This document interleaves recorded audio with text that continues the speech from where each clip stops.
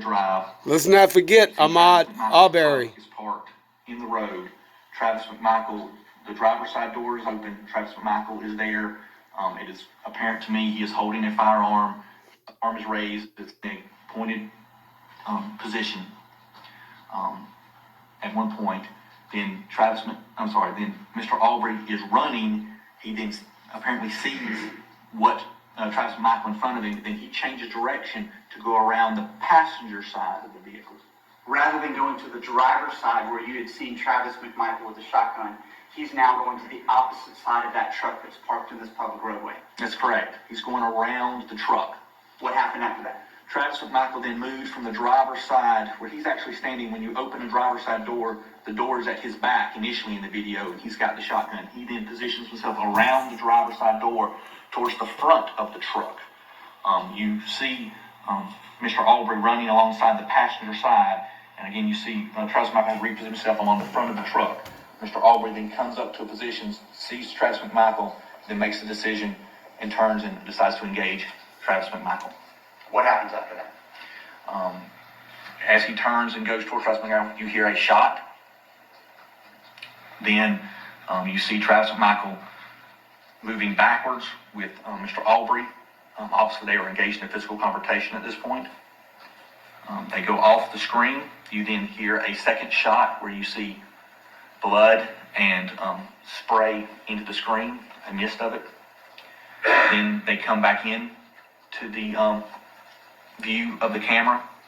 There, Mr. Aubery is striking Travis McMichael. There's a struggle going on, and then you see a third shot occur.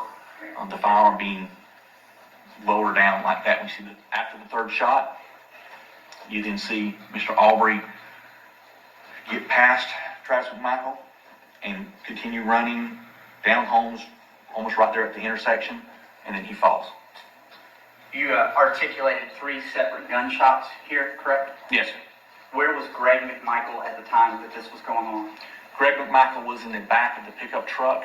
When the situation began, he was on the phone. At this point, have they finally called 911? They have, yes. And was he armed at that time? He was.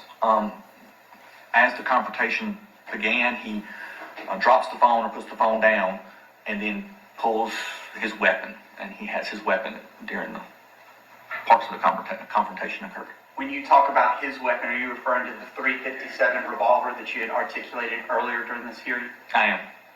And of note, can you tell the court and make a record about any significance about that weapon, as even mentioned by Greg McMichael in terms of where he got it? Yes, that was the same .686 Smith & Wesson .357 Magnum revolver that he carried when he was an officer with the Glenn County Police Department, and it's stamped Glenn County GCPD.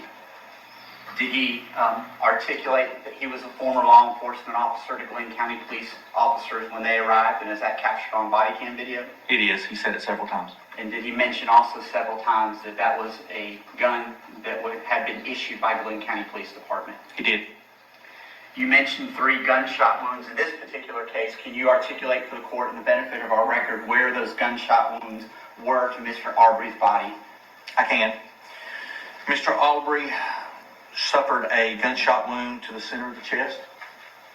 He also suffered a gunshot wound to the upper left chest around the armpit area here. Again, though, from the front to the back. He then suffered a shotgun wound to his right wrist.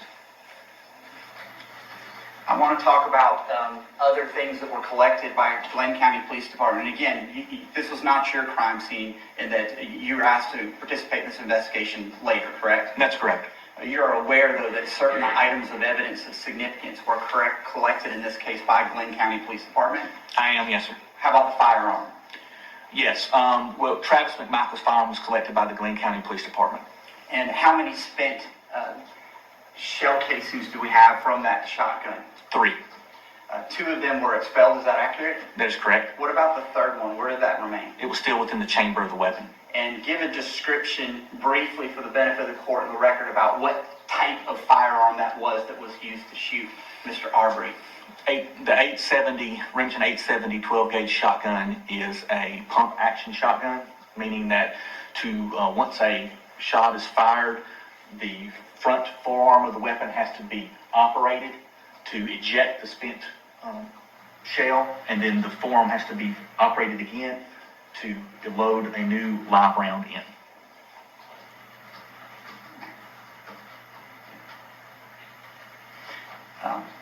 During Travis McMichael's interview with police, did he make any admissions about firing the fatal gunshots in this particular case? He did. He admitted firing the weapon 3 times. And the first shot that he articulated, where did he indicate to police that that shot landed? The chest, Mr. Aubery's chest. So the first shot that Travis McMichael said that was inflicted on Mr. Aubery was one of the chest wounds that you'd articulated here, correct? That is correct. And is there video evidence that you saw that tends to corroborate, based on your observation, that that is an accurate statement, that the chest wound was, or at least one of the chest wounds was the first shot that was fired at the deceased victim, Mr. Aubery? Yes, sir, there is. Can you articulate to the court how that is, that you're able to see that? After the first shot, again, you see a struggle between Travis McMichael and Mr. Aubery. The struggle, Mr. Aubery, while he was wearing a white shirt during this incident, during that struggle, you see the front of his shirt saturated with blood. He's already saturated with blood before the struggle that you can see on the video. Well, that's correct. During the struggle, it was mere seconds after the first shot, his front of his shirt is saturated with blood. Okay. Because this is somewhat of a complicated situation, just doing it orally, do you think it would be a benefit to the court and this judge, who's the finder of fact, to use a map to sort of describe the sequence of events as we're able to piece it together based on interviews and video that you've reviewed? I do, yes, sir.